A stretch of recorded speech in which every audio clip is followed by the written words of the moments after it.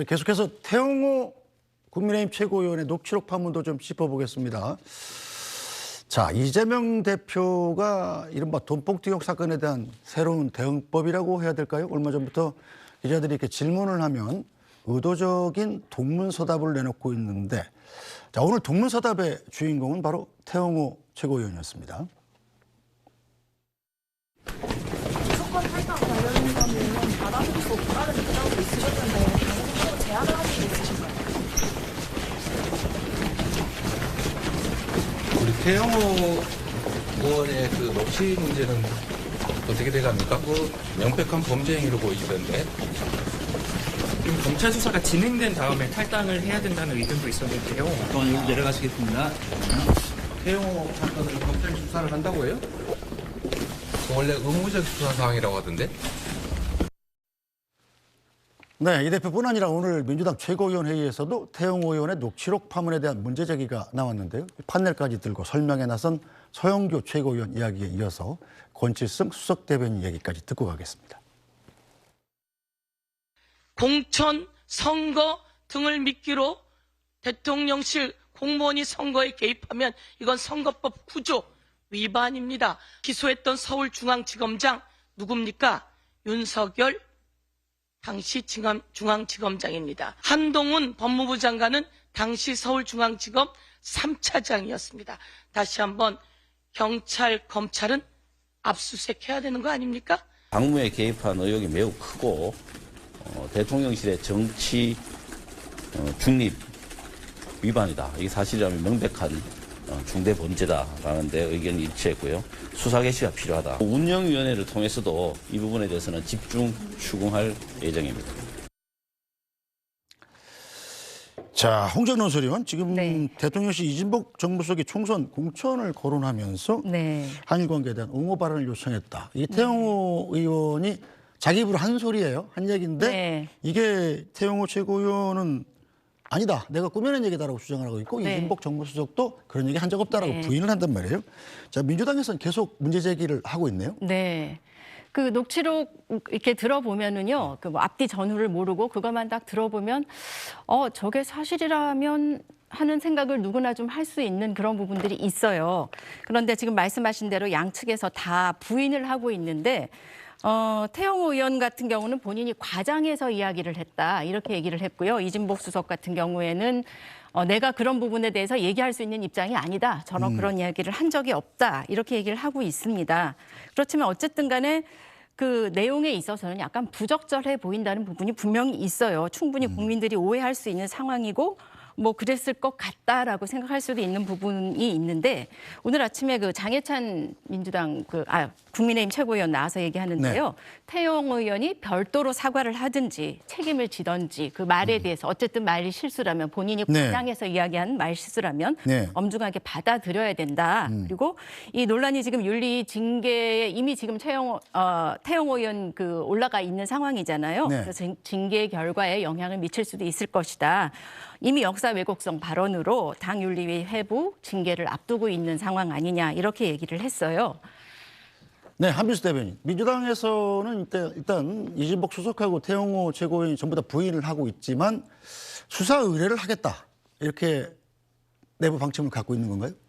수사 의뢰를 우리가 하는 건 아니고요. 네. 어떤 수사를 촉구를 하는데 이게 보니까 지금 우리나라 선거법에요. 네. 구조 1항을 보면 이렇게 공무원이랄지 정치적 중립을 지켜야 하는 자가 이게 사실이라면 대단히 엄중한 정치 개입의 당무 개입의 선거 개입이거든요. 네. 민주주의를 위협하는 정말 심각한 사안이죠. 그래서 수사를 해야 되고 2항을 보면은 이 검사죠. 그리고 이제 경찰 같은 경우는 의무적으로 수사를 해야 되는 조항이 있더라고요. 네. 그래서 이 조항이 왜 심각하냐면 뭐 많은 우리 국민들께서 기억하실 텐데 그 박근혜 전 대통령께서 새누리당 공천에 불법적으로 개입했다고 해서 그 혐의로 여러 가지 국정농단 사건이 있었잖아요. 네. 그 중에 하나가 이게 있었어요. 그 큰 혐의 안에 들어가가지고 잘 안 보였죠, 이게. 그렇죠. 네. 근데 2년형을 확정을 네. 받았습니다. 물론 이번에 사면 복권이 다 뭐 됐습니다만은 2년형을 확정받아서 형까지 살았기 때문에 매우 엄중한 사안으로 보고 있습니다. 이거는 뭐 지금 민주당이기 때문에 국민의힘의 사안이라고 여야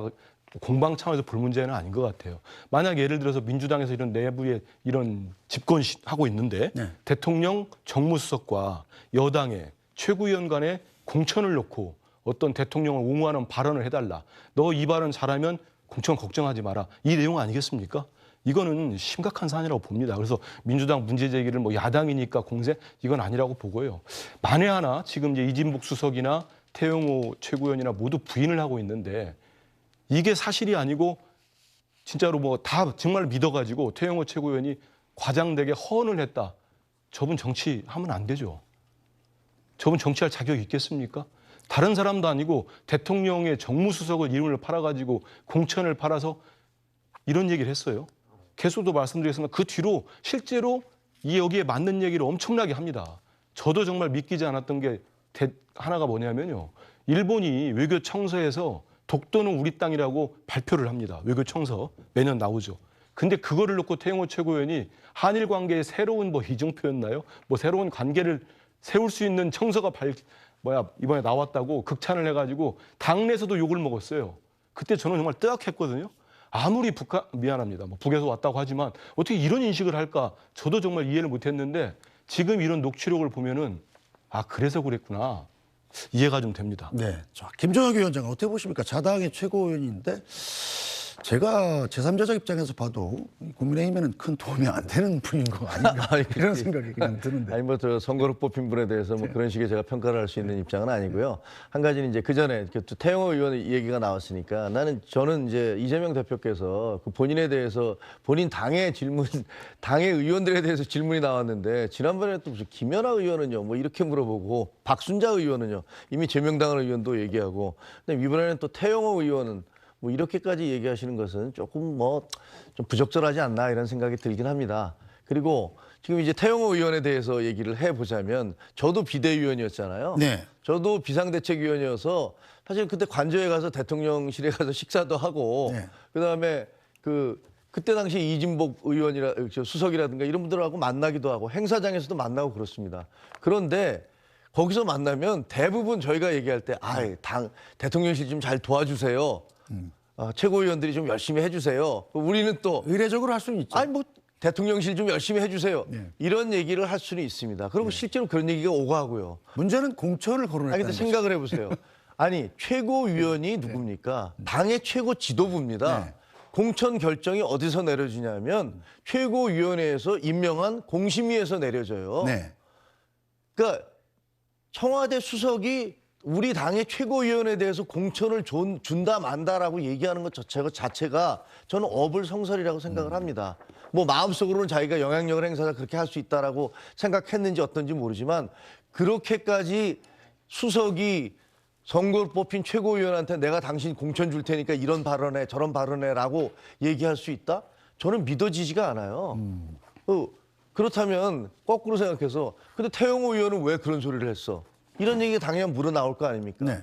저 지역이 어디입니까? 강남입니다. 강남. 네. 강남은요. 저희가 뭐 죄송한 말씀입니다. 거의 대부분 저희 공천만 받으면 당선되는 공천 즉 당선. 예. 국민의힘 공천 즉 수없이 당선. 그래왔습니다. 그렇죠. 예. 근데 그러니까 어떤 일이 생기는지 아십니까? 2번 공천을 잘 안 줘요. 왜? 아니 한 번 됐으면 그다음에 험지에 나가셔야지. 당신은 이렇게 좋은 지역에서 당신 뽑아서 국회의원 만들어줬으면 두 번째는 험지로 나가세요. 이렇게 요구가 나오게 마련입니다. 그래서 험지로 지금 파주를 고려하고 있다 이런 얘기를 뭐 태영호 그거는 이제 의원이 오늘 제가 들었습니다만 보도가 나왔던데요. 그렇다면 태영호 의원으로서는 야 자기 보좌관들은 어떻게 생각하겠어요? 이분 말이야 이제 한 번 됐으니까 이 다음에 또 다음에는 이제 공천 못 받고 다른 분 오는 거 아니야? 이렇게 생각할 수도 있거든요. 얼마든지. 직업이 없어질 수 있으니까. 네. 예. 그러면 그때도 저 녹취록 이렇게 쭉 들어봤더니 태영호 의원이 뜬금없이 내가 공천을 받을 수 있다 이런 얘기가 나오더라고요. 그래서 이게 무슨 소리야? 왜 보좌관들한테 그런 얘기를 하지? 아니 자기 공천 문제를 왜 보좌관들한테 얘기를 하겠습니까? 어느 정치인도 자기 보좌관들한테 그렇게 얘기 안 해요. 자존심도 있고. 그런데 저거는 보면 보좌관들한테 야 내가 공천 받을 수 있으니까 걱정하지 마. 나를 계속 믿고 나를 따라줘. 라는 그런 얘기처럼 들리고 그다음에 그것에 대한 논거로서 어제 내가 정무수석 만났는데 정무수석이 나한테 뭐 발언 세게 해주면 나 공천 준다고 하더라. 이렇게 얘기를 한 건데 사실 저희 당에서 돌아가는 문법으로 보면 그게 말이 되나라는 생각이 들어요. 모르겠어요. 저는 아마 민주당도 비슷할 거라고 생각합니다. 민주당의 무슨 대통령이 그 최고위원, 그 대통령의 수석이 최고위원한테 당신 무슨 얘기하면 내가 공천 줄게라고 얘기할 수 있는지. 더구나 앞으로 선거가 1년 가까이 남아 있는데 이 마당에 본인이 그 자리에 계속 있을지도 없을지도 모르는 사람이 최고위원은 임기가 2년이고 이분은 어떻게 될지도 모르는 사람이 최고위원한테 감히 내가 당신은 공천을 주네 마네 얘기할 수 있을까? 저는 정말 이해가 잘 안 됐어요. 네, 한민수 대변인. 네. 김종혁 위원장 얘기 듣다 보니까 확 하고 설득이 되는데 어떻게 해야 돼요? 설득이 됩니까? 저는 말씀하시다가 길게 설명하다가 마치 이진복 수석이 그 얘기한 것처럼 인정하는 발언에서 아이고 웃었습니다. 웃었는데 일단은 이재명 대표 먼저 말씀을 드리면 그렇습니다. 뭐 동문서답한다고 보는 사람은 저는 많지 않을 거라고 봐요. 네. 이거는 뭐 대표가 환기시키는 측면이 있어요. 저는 너무 심각하기 때문에 왜냐하면 오늘 아침에 또 보니까 태영호 최고위원이 이제 악재가 계속 나오죠. 보는데 공천 헌금 의혹이 또 터졌어요. 태영호 의원이 그 지방선거 때. 네. 근데 지금 김연아 의원, 박순자 의원, 하영재 의원의 공통점이 뭐냐 하면은 세 분 다 거의 유사한 공천 헌금 의혹 사건과 연루돼서 지금 수사를 받거나 기소되거나 그랬습니다. 그러면 저는 뭐 야당 대표로서 이런 엄중한 사건에 대해서 태영호 의원과 이진복 수석 간의 녹취록이라는 그 내용뿐만 아니고 이 공천 헌금 의혹이 나왔기 때문에 이거를 국민들께 환기시키는 측면에서 좀 충분히 할 수 있는 말씀이라고 보고요. 저는 그렇습니다. 아까 말씀드린 대로 이게 만약 사실이 아니고 태영호 의원이 아까 말씀하셨잖아요. 김종규 의원도 도저히 이해를 못 하시겠다. 보좌진들 데리고 이런 얘기하는 의원들 없을 겁니다. 근데 있을 가능성이 있는 건 뭐냐. 대통령 정무수석이 이렇게 해주면 얘기를 하잖아요. 한일 관계, 한일 정상회담에는 옹호를 해주면 공천 문제였다는 식으로 얘기를 하잖아요.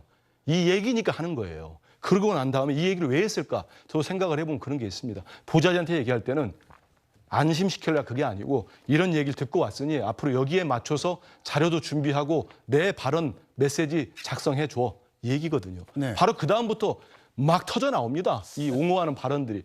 그래서 저는 근데 근본적으로 보면은 이번 전당대회에 있어요. 3.8 전당대회, 여당 전당대회에 만약에 대통령께서 이전에 문재인 대통령께서 정말 관여 정말 안 하시듯이 그렇게 했다면은 이런 사안이 벌어져도 이진복 정무수석이 부인하고 태영호 의원이 저렇게 부인하면은 많은 국민들이 한번 그럴 수도 있겠네. 그냥 혼자 허언했겠네. 그럼 태영호 최고위원 책임지고 정치 그만두면 돼. 이 정도 끝날 텐데 그러지 못하고 좀 수사해야 된다는 얘기가 나오는 이유가 지난 3.8 전당대회가 윤심이 너무 깊게 개입됐다는 의혹을 받지 않습니까? 당시 이진복 정무수석이 와서 뭐라고 했습니까? 안철수 의원에 대해서 가만히 있으면 아무 일 안 생긴다고 면박까지 줬어요. 정무수석이. 대통령 말을 전달을 한 겁니다.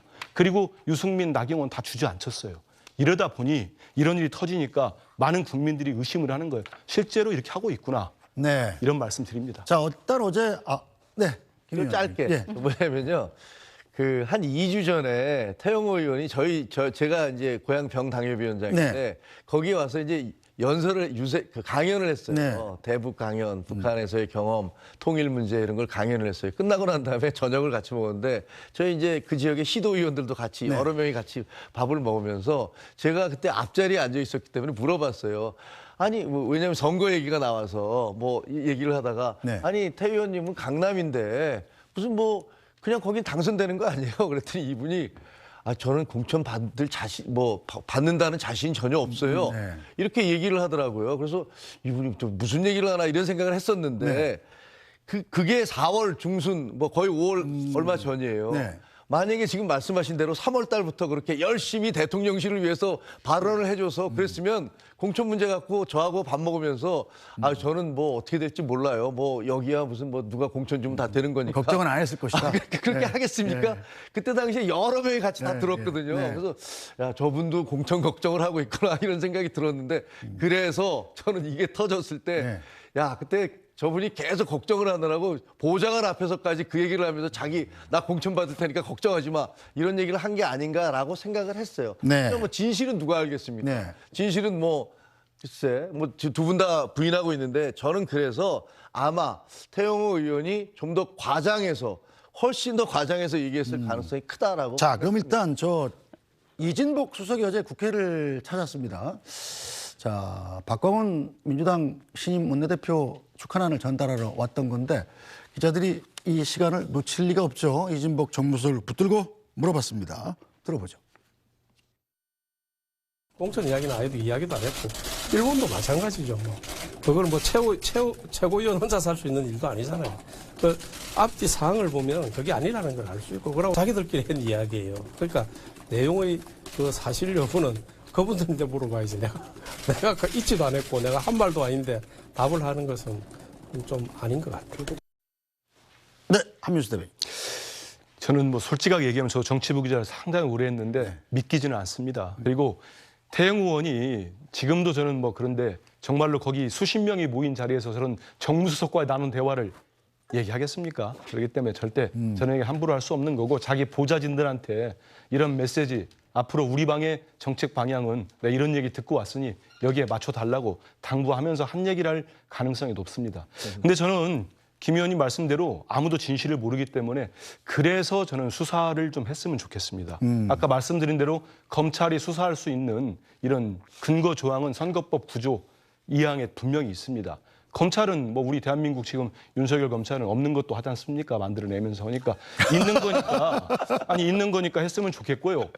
또 하나 제가 말씀 짚어드리면 당시 박근혜 전 대통령을 이 2년형을 받을 때 새누리당 불법 공천 개입을 받을 때 서울중앙지검장이 윤석열 대통령이었고 3차장 검사가 3차장이 한동훈이었는데요. 당시 뭐라고 한 줄 아십니까? 이분들이 검찰이 3년을 구형합니다. 근데 법원이 2년을 구형해요. 2년을 선고합니다. 불법 공천 개입으로. 그랬더니 형량이 너무 가볍다고 항소를 합니다. 이런 분들입니다. 그러면 윤 대통령이나 한 장관은 당연히 해야죠. 해서 정말 이렇게 이진복 수석이 억울하다고 하면 진실을 밝혀주십시오. 밝히고 태영 의원이 정말 허언이고 과장되게 했으면 태영 의원에 대해서 엄중한 징계를 빨리 하세요. 그래야 우리 국민들이 납득하고 저도 국민의 한 사람으로서 명백히 밝혀줘야 납득하지 않겠습니까? 네. 한 말씀만 드릴게요. 네. 조금 지나가는 얘기인데 아까 그 얘기를 하셔서요. 이재명 대표가 동문서답 한 것이 아니라 주의를 환기시켰다라는 부분에 있어서요. 네.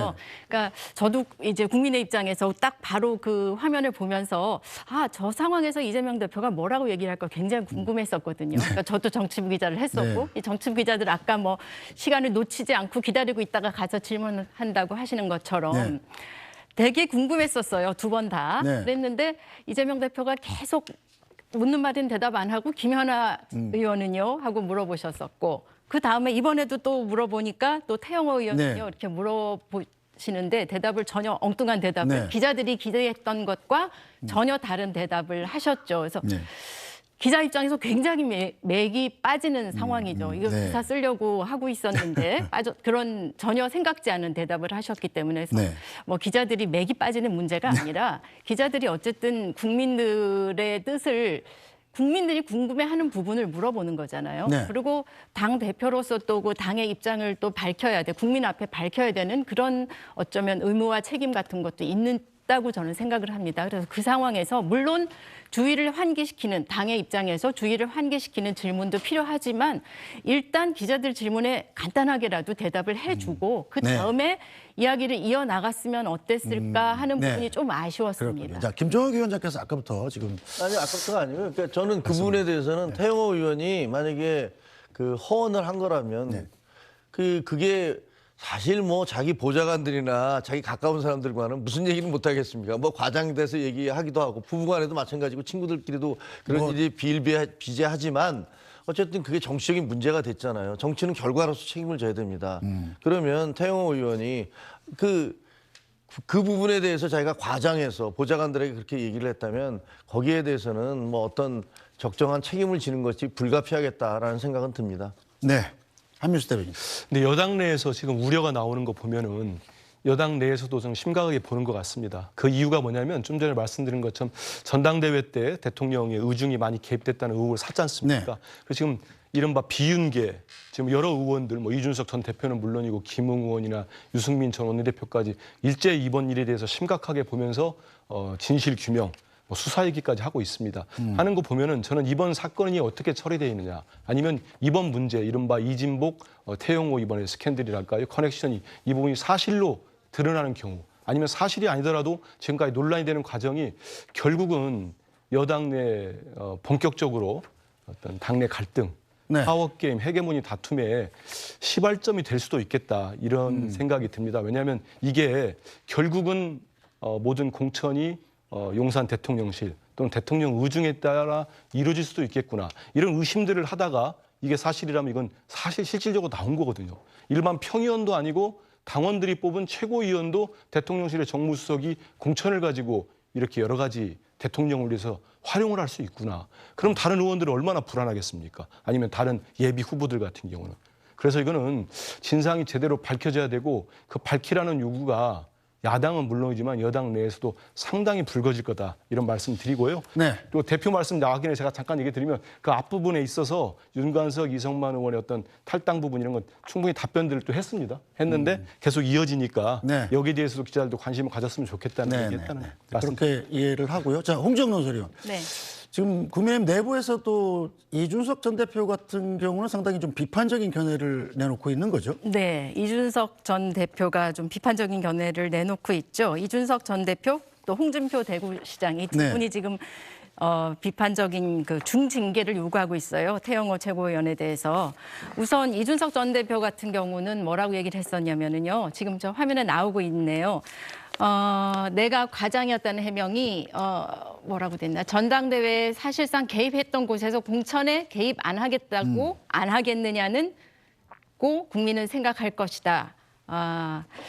다 아시는 것처럼 이준석 대표가 뭐라고 말을 했었냐면요.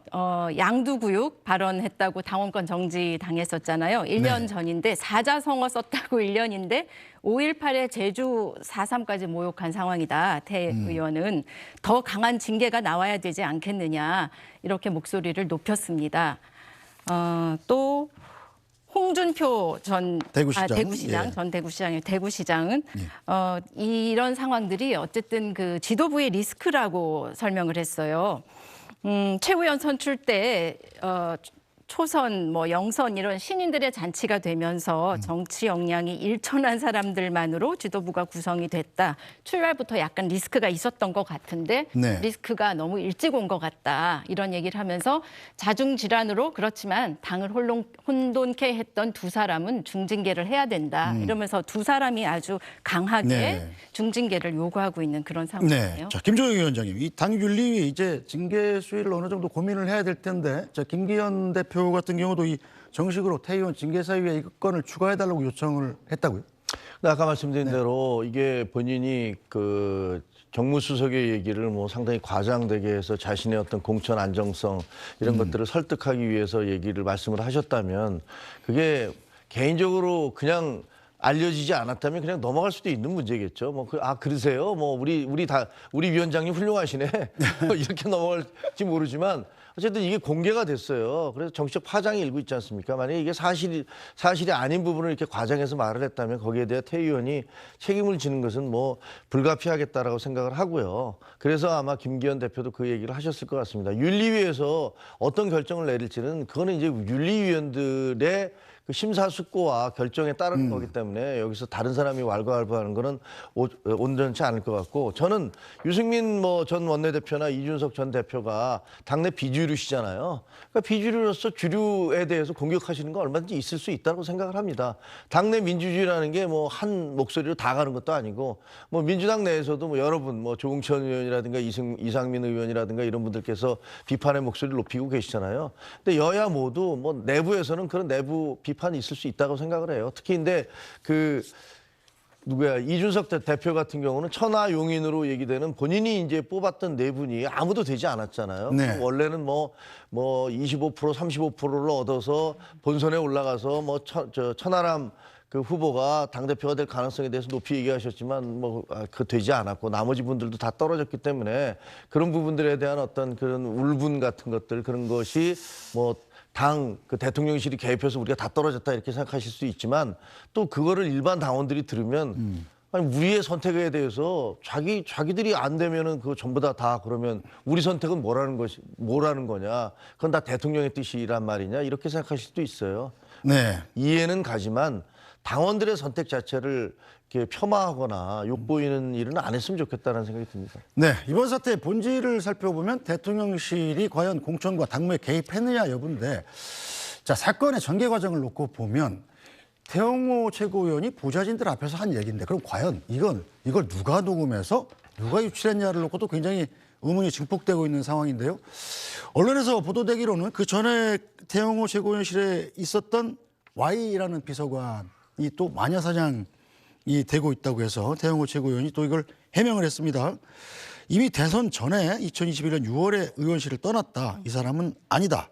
뭐 이런 건데 자, 이 부분 역시 또 뭐 어떻게 유출됐는지도 좀 사실 챙겨봐야 되는 부분 아닐까요? 근데 궁금하기는 하지만 그 내부 이제 직원이 녹취한 거 아니겠습니까? 지금 정황상 보면은. 근데 지금 예전에 그 지금 태영호 최고위원이 해명하는 저 비서관 같은 경우는 뭐 유승민 전 의원실에 뭐 이렇게 모셨다는 그 이유 때문에 그만둔 지가 벌써 상당히 오래된 뭐 1, 2년이 넘은 사람을 또 뭐 극우 유튜버들이 지명하니까 또 공격을 하고 신상을 털고 있는데 저는 정말 저런 거는 민주당에서도 벌어지고 안 되고 국민의힘에서 벌어지도 안 되고 이거는 정치권 전체에서 벌어지면 안 된다고 생각합니다. 이거는 태영호 의원이 본인 자체도 뭐 내부에서 얘기했다고 하는데 확실하게 태영호 최고위원은 선을 그어주는 게 맞고요. 다만 저는 누가 이걸 녹취해서 이렇게 했는지 몰라도 저는 그분은 어찌 보면은 어떤 이유 때문에 했는지 몰라도 이게 만약에 묻혀서 그냥 갔다. 예를 들어서 태영호 의원의 주장이 거짓이고 만약에 정말로 대통령실에 그 이진복 정무수석과 태영호 최고위원 간의 어떤 공천을 미끼로 이런 발언들과 대통령을 옹호하는 이런 행위나 움직임 이런 것들이 있었다. 이게 사실이라면은 이게 묻혀 있었으면 우리 국민들은 크게 속는 겁니다. 사기를 당하는 건데 지금이라도 이런 녹취록이 나온 거는 어찌 보면 다행인 거죠. 설사 이게 태영호 의원의 본인의 허언이고 저는 허언이라고 보진 않아요. 왜냐하면 어느 최고위원이 어느 국회의원이 자기 보좌진들하고 은밀하게 대책회의를 하는데 대통령 정무수석을 팝니까? 그것도 공천을 매개로. 그래서 이거는 진실이 밝혀지면은 이제 아주 상당히 심각한 상황이 될 수도 있다는 생각이 듭니다. 네, 오늘 아침 조간 보니까 김정일 위원장님, 이 태영호 최고위원이 지금 징계위 회부돼 있는 상황에서 내가 대통령실 이렇게 도와줘서 열심히 했으니까 좀 봐달라는 취지로 태영호 의원이 본인이 유출할 수 있다. 이런 추측을 실은 신문도 있더군요. 참, 그야말로 이제 과도한 상상의 결과가 아닐까 싶고요. 글쎄, 저는 이정근 의원의 녹취록 이런 것들이 공개되고 그럼으로써 우리는 지금 정당 내에서 벌어졌던 그런 일들이 있을 수 있단 말이야라는 것들을 이제 확인하게 됐어요. 그리고 지금 뭐 모르겠습니다. 태영호 의원에 대해서는 저는 신빙성을 두지는 않습니다. 그게 무슨 뭐 봉투가 오고 한 것도 아니고 단지 말로써 야 나는 공천 받을 수 있고 그러니까 나한테 잘해라는 식의 그런 취지였다고 생각을 합니다. 그렇게 생각을 하지만 어쨌든 뭐 한민수 대변인께서 그것이 공개됨으로써 이 뭔가 권력 내부에서 저런 식의 대화가 오고 가고 있구나를 국민이 알게 되는 것들이 그것이 소득이라면 소득일 수도 있겠고요. 그 한 가지 분명한 건 정말 이 허언을 하면 안 되겠구나. 말을 정말 가려서 해야 되겠구나. 함부로 하면 안 되겠구나라는 생각을 하게 됩니다. 말을 가려서 해야 된다는 교훈을 되새기면서 오늘 정치여담야담은 시간이 많이 지나서 여기서 인사드려야 될 것 같습니다. 김종혁 국민의힘 고양병 당협위원장, 한민수 더불어민주당 대변인, 홍지영 논설위원이었습니다. 세 분 감사합니다. 고맙습니다. 안녕하십니까, 편사옥입니다. 더 많은 뉴스와 라이브 이벤트를 보고 싶으시면 화면 오른쪽을 눌러서 구독해 보시기 바랍니다. 또 저희 SBS 앱을 다운로드하시면 속보 알림도 받아보실 수 있습니다. 항상 저희 SBS 뉴스를 시청해 주셔서 대단히 고맙습니다.